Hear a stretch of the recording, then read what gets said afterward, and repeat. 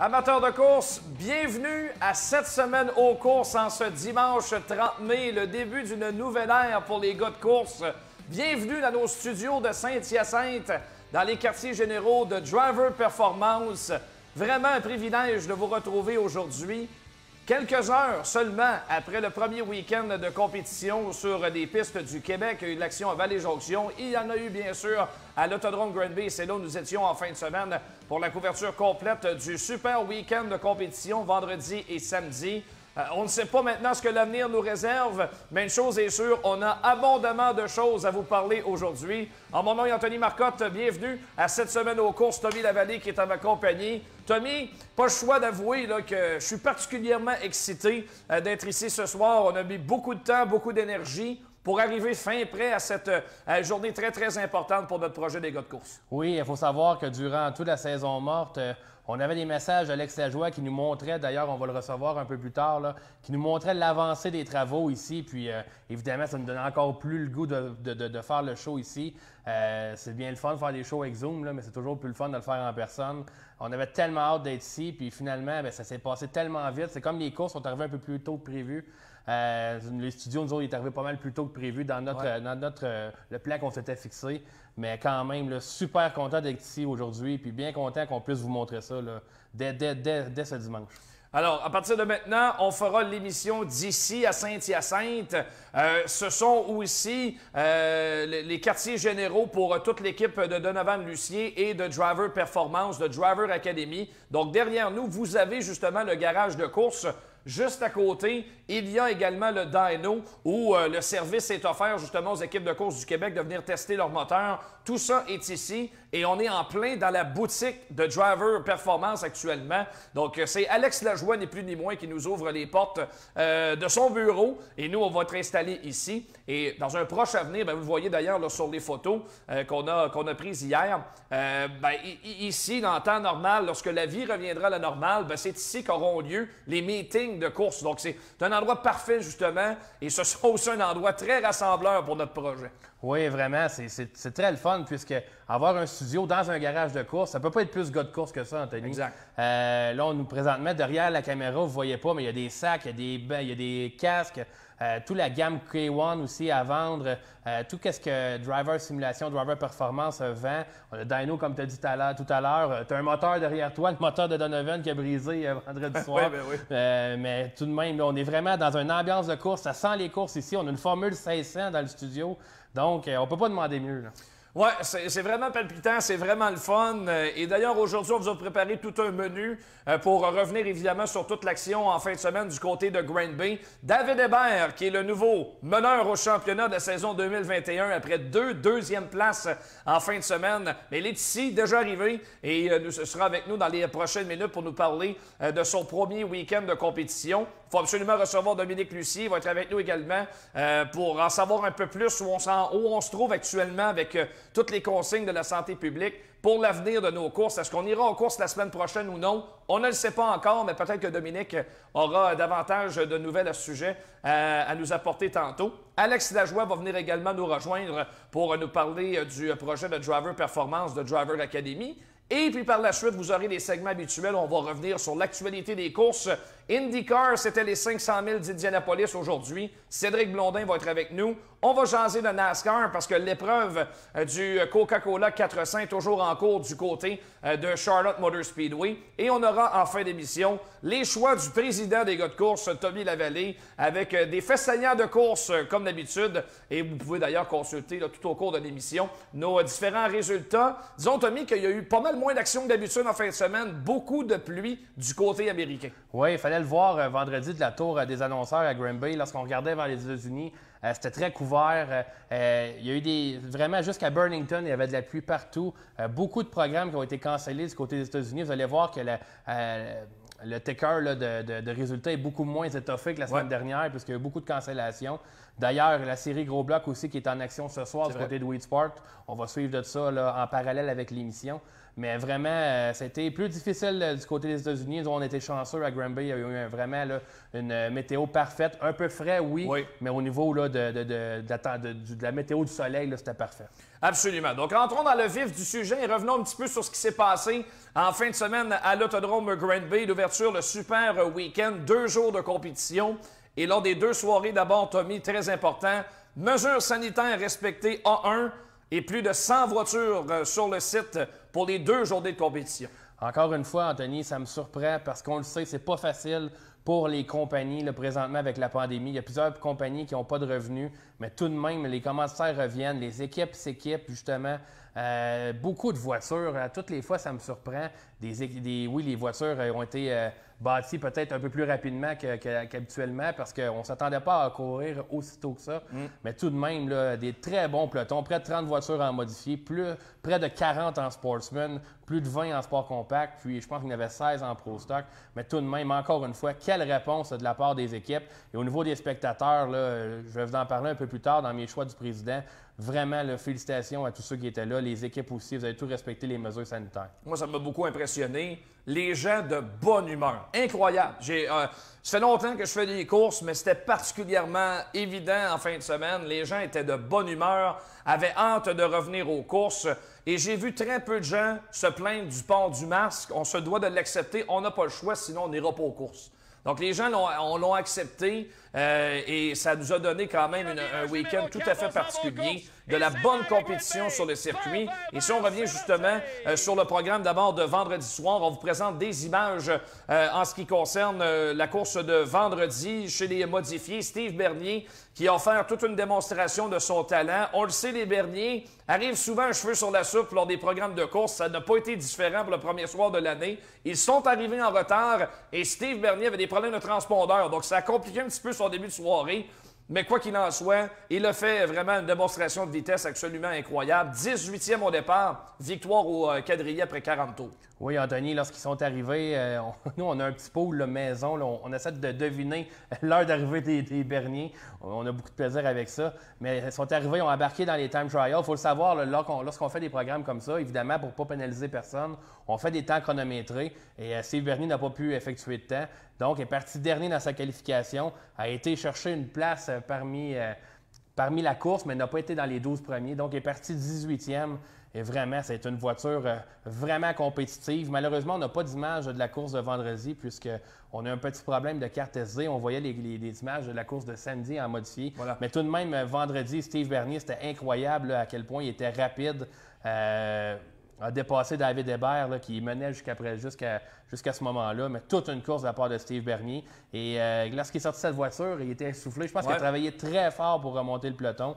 Puis la course a été marquée malheureusement dès le premier tour, premier départ, par un accident majeur qui a abîmé pas mal de voitures. On a appris d'ailleurs que Danny Gagné est arrivé en retard samedi parce qu'il a dû changer le châssis de sa voiture. Donc, beaucoup de changements à faire. Martin Pelletier aussi a endommagé sa voiture. François Bellemare, très endommagé. François Bellemare, beaucoup de voitures endommagées malheureusement, puis il n'y avait pas un tour de fait en finale. La beauté, c'est que tout le monde était présent le lendemain. Mais quoi qu'il en soit, là, toute une performance de Steve Bernier qui a terminé premier devant David Hébert. Ça risque d'être une lutte encore une fois entre les frères Bernier et Hébert, mais toute une lutte encore une fois. L'équipe du 1 aime ça terminer sur le podium. C'est ce qu'ils ont fait. Elle préfère la première position, mais quand même Mario Claire qui est venu compléter. Est-ce que c'est justement l'accident? Voilà, on vous montre actuellement le carambolage dès le tour initial vendredi soir, des images captées à l'intérieur de la ligne des puits. Ça a cogné quand même très solidement. Donc, Mario Claire, première sortie pour le 1 Extend. Faisait du bien de revoir ça. Je sais que pour toi, c'est un numéro très, très particulier. Oui, bien le 1 Extend, ça fait partie de mon enfance. Hein? C'est Steve Payne. Je l'ai répété à plusieurs reprises. Mon oncle m'emmenait voir les courses à le 1 Extend. J'ai tellement fait de dessins du 1 Extend. Je pense que mon orange ne fonctionnait plus à la fin. Mais vraiment, là, content de revoir le 1 Extend en piste. Et je pense que tous les gens qui ont pu voir Luc Plante avec cette voiture-là, Steve Payne, ont eu des bons des bons souvenirs. Ouais. Puis au niveau de la nostalgie, c'était parfait. Puis Mario Claire, là, vraiment une très, très belle course. Je pense que s'il y a eu plus de tours un peu, aurait été chercher David. Très, très confortable dans sa voiture, aucun doute.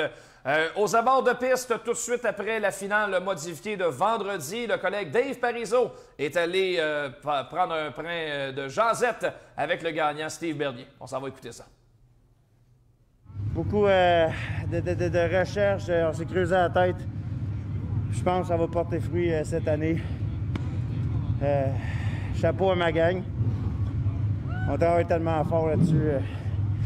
L'excavation qui est commencée, c'est des grosses semaines, mais écoute, je suis très content. Parti asseoir un peu avec la misère avec mon transporteur qui ne marchait plus. Puis, écoute, faut pas baisser les bras, je suis content. Même s'il y a des soirs que ça ira pas bien, ma gang ne baissera pas les bras. Bien, félicitations, Steve, puis je t'en souhaite d'autres en 2021. Merci. Steve Bernier, le vainqueur de la première finale en 2021. Oh, on y va avec le moitié-moitié.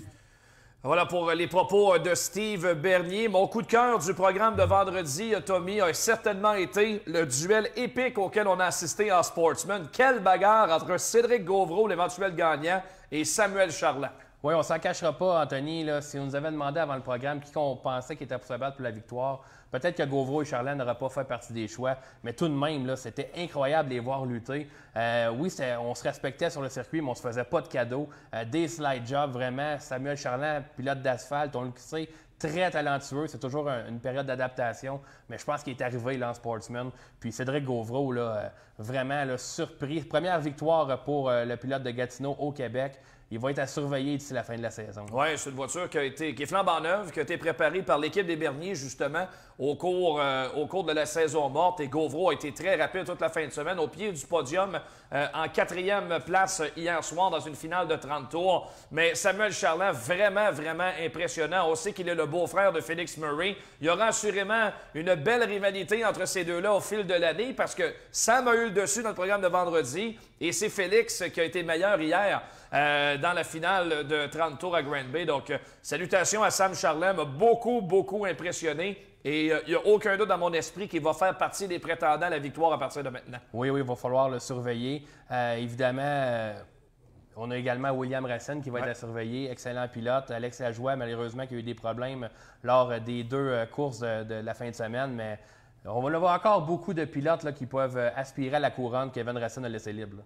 Chez les Pro Stock, Bruno Richard est venu l'emporter vendredi soir dans une finale de 30 tours. Et chez les Sports Compacts, Danick Sylvestre, toute une fin de semaine pour le jeune pilote, a remporté les 2 finales en Sport Compact. Beaucoup de bris mécaniques en Sport Compact. On a perdu certaines voitures le samedi. C'était à prévoir. Il y a eu des moteurs qui en ont beaucoup arraché dans le programme de vendredi. Oui, mais Danick Sylvestre, avec ses 2 victoires, a prouvé 2 choses. Sa voiture va vite et est fiable. Ouais. Donc, c'est tellement important dans la classe Sport Compact. 2 belles victoires comme ça. J'ai parlé avec Danick cet hiver. On vise rien de moins que le championnat. Puis jusqu'à présent, c'est très bien parti.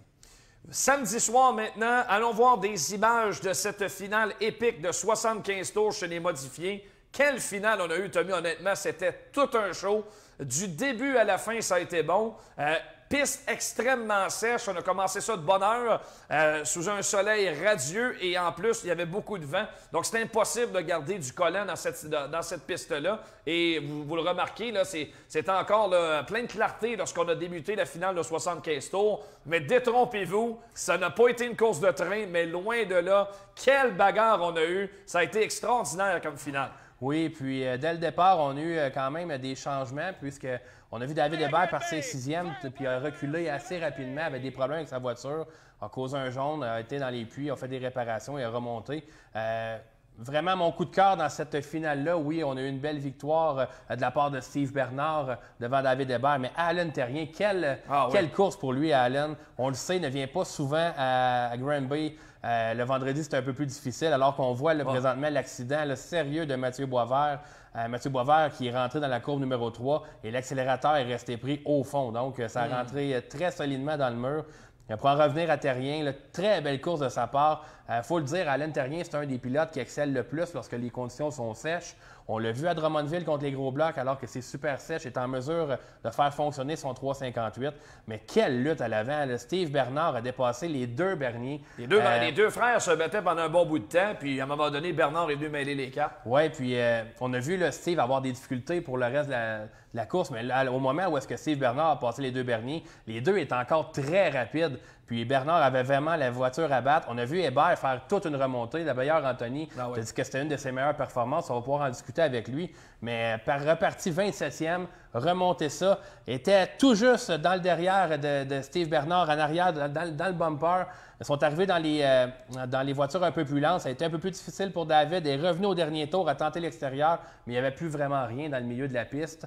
Mais Steve Bernard, toute une victoire. Évidemment, on a brisé un moteur lors des essais là, de début de saison. Evan Racine a brisé un moteur le vendredi. Je pense que pour l'équipe Bernard, c'est vraiment un baume là, sur les plaies. Oui, absolument. Et Steve Bernard, on le sait, on lui répète souvent, je suis convaincu qu'il est tanné de se le faire rappeler, mais le seul championnat qui lui manque à son tableau de chasse, c'est clairement sa piste locale de l'autodrome Granby. C'est une piste qui est compliquée à Granby. C'est pas tout le monde qui est capable d'y excéder, mais Bernard, quand même, très bonne fin de semaine. 6e vendredi. Il l'a emporté dans la finale de 75 tours hier soir. Donc, à prendre au sérieux, aucun doute là-dessus. Si le moteur Michaud tient le coup, là, on va avoir une très belle saison, c'est certain. Puis un autre pilote qui a très bien fait, Anthony, c'est Michael Parent. 2 fois 4e, Michael Parent. C'était impressionnant de le voir sortir de la cour numéro 2 à l'intérieur, la puissance dans la voiture 25P. On avait réussi à accrocher cette voiture-là, c'était incroyable. D'ailleurs, on voit lorsque David est venu très près de Steve Bernard présentement à l'écran. Avec Paul Saint-Sauveur comme voiture retardataire. Oui, David a tenté par l'extérieur, a réussi à dépasser, mais il n'y avait vraiment plus rien à la sortie du virage, donc a dû revenir derrière Steve Bernard. Mais Michael Parent, très belle finale les 2 soirs. Puis il y a quelque chose qui a changé aussi, Anthony. Et notre collègue Martin Savoie nous faisait remarquer ça lorsqu'il est allé voir pour la voiture de Mathieu Boisvert. On a ajouté de l'inclinaison dans les circuits, dans les courbes. Donc, si tout le monde était habitué à Granby, comme on la connaissait avant, on a acheté du banking dans les virages. Donc, oui, l'entrée de virage change. Est-ce qu'il va y avoir un peu d'ajustements qui vont changer sur la voiture? Donc, tous les pilotes, là, ceux qui n'avaient pas été pratiqués, c'était tout nouveau pour eux. Là. Exactement. Alors, toute une finale, vraiment. Félicitations à Steve Bernard. On vous a gardé 2 entrevues qu'a réalisées Dave Parizeau sur le circuit. Allons entendre le cowboy Steve Bernard qui l'emporte dans la finale de 75 tours et également Alain Terrien, sympathique pilote de Victoriaville qui ramène ça 3e. Son frère Alex, lui, a terminé au 5e rang. Donc, ça a été vraiment toute une soirée pour le clan des Terriens.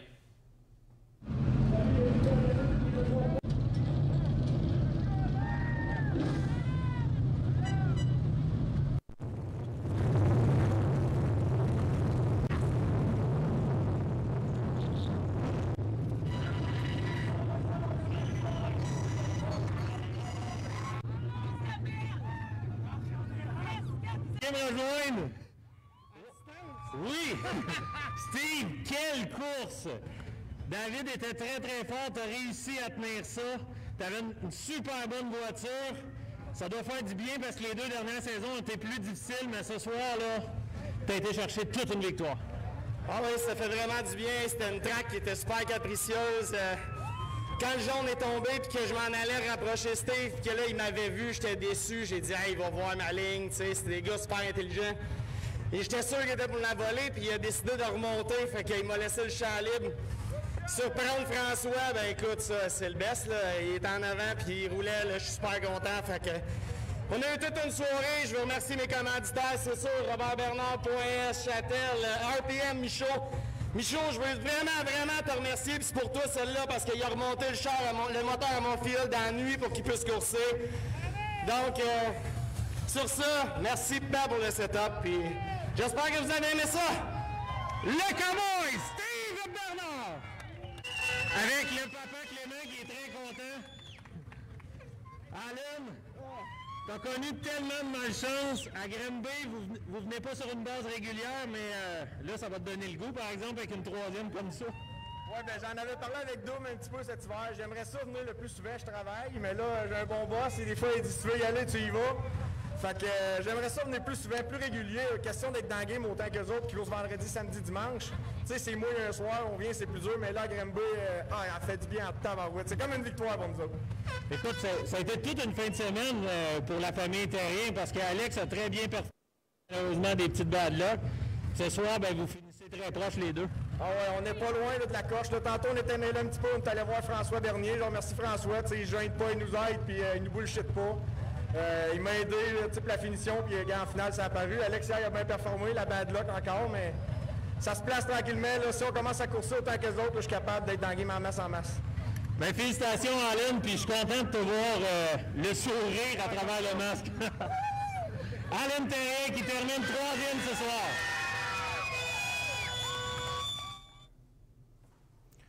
Paraît-il que Clément Terrien est encore accroché dans les nuages. Là, il ne porte pas de terre encore. Très content pour ses deux fils. C'est le fun de voir aussi les enfants d'Alan Terrien continuer de grandir puis tout ça. Alan est quelqu'un que je connais depuis longtemps. On vient du même patelin. Donc, j'étais très content de le voir performer de la sorte hier soir. D'ailleurs, si Alex ne connaît pas d'ennui vendredi, il finit probablement dans le top 5 encore une fois. Exactement. Très bonne fin de semaine pour les Terriens. Un petit mot chez les Sportsmen. Hier, c'était une finale de 30 tours et c'est Félix Roy qui partait premier et qui n'a jamais été détrôné du premier rang. Très rapide, Félix Roy. A eu des difficultés vendredi. On l'a vu dans le B-main, terminé très loin. Avait de la difficulté à aller chercher de la vitesse lors des temps chronométrés. Mais hier, là, ça a été une performance dominante. Un peu comme on était habitué avec Driver Simulation, mais toute une course de la part de Félix Roy. Cédric Gauvreau, encore très rapide, a terminé au pied du podium. S'est fait surprendre à la toute fin par Moïse Pagé. Mais encore une fois, là, toute une finale de Félix Roy. Il faut parler également de la remontée d'Alexandre Salva. Avant les 10 derniers tours, là, on le voyait là, se pointer dans le top 10 et avait un peu de difficulté. Et là, a décidé, on y va le tout pour le tout.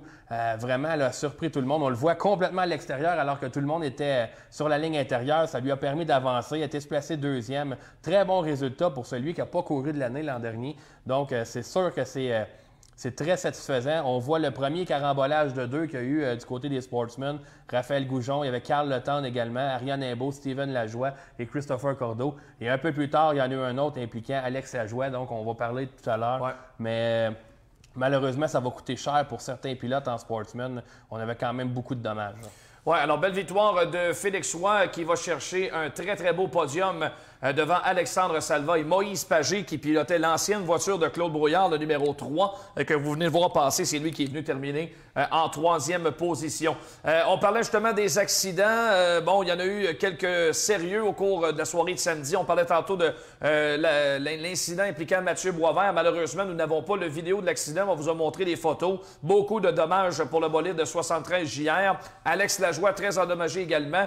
Et chez les Pro Stock, Bruno Richard et Pascal Pailleur, eux aussi ont été victimes d'accidents sérieux. Oui, on a posté justement la vidéo sur notre Facebook. Vous pouvez aller le consulter. Dès le départ, accrochage entre Yves Hamel, Pascal Pailleur et Danny Vogel. Le résultat, c'est que Danny Vogel perd le contrôle et va frapper solidement la voiture de Pascal Pailleur qui, par la suite, va frapper le mur, lui, à l'extérieur de la cour numéro 1. On la voit, là.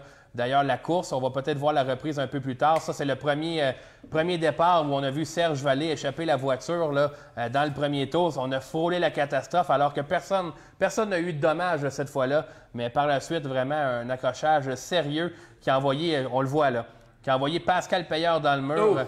Et ça a frappé très fort. Là. Un mur de ciment, là, ça frappe très fort. Et un peu plus tard, Bruno Richard, là, on le voit, la voiture numéro 72, qui avait gagné vendredi soir, a tenté d'améliorer son sort complètement à l'extérieur dans les courbes 3 et 4. Et ça a glissé. On a été frappé le mur. On l'a vu, il a pensé repartir, mais ça a pris la plateforme. Donc, on doit deviner là, que peut-être que le différentiel a été touché. Là. Alors, victoire dans cette finale pour le vétéran Yves Hamel chez les Pro Stock. On en parlait tantôt d'Annick Sylvestre qui l'emporte chez les Sports Compacts. Pour ce qui est, en guise de conclusion du premier segment, on vous invite tout le monde qui nous regarde via la page Facebook des gars de course. N'hésitez pas à commenter, d'y aller de vos commentaires. Nous, on peut justement les utiliser, vous les mettre à l'écran. Alors, salutations, vous êtes très nombreux. On a presque doublé les gens à l'écoute aujourd'hui. Je pense qu'il y avait beaucoup de curiosité à savoir comment on serait installé dans nos nouveaux studios. On est très, très excités de vous présenter ça ici ce soir. Et autre chose, n'hésitez pas, si vous n'êtes pas encore fans de la page Facebook, c'est le temps de le faire. Là aussi, salutations à nos nouveaux fans des gars de course au cours de la fin de semaine. On a les résultats des différentes qualifications en cours présentement lors de l'épreuve de la Super Dirt Car Series. C'est à Weed Sport Speedway ce dimanche soir. C'est Peter Britton, Billy Decker, Max McLaughlin et Jimmy Phelps qui ont remporté les différentes qualifications du côté de Weed Sport Speedway. C'est le fun, on est live. Et en plus, il y a du NASCAR aussi, on vous tiendra au courant au cours de la journée. Pas de Friesen, pas de Shepard. Ben non, regardons ça. Parlant de Matt Shepard, on a des nouvelles un petit peu plus tard. On fait une pause, il est en attente dans la loge médiatique ici. Là. Il y a plein de choses, là, les petits rafraîchissements, la maquilleuse, on a tout préparé ça pour David Hébert, le technicien de Saint-Damas, mais pour certains, le statisticien de Saint-Damas. Il est avec nous dans quelques instants.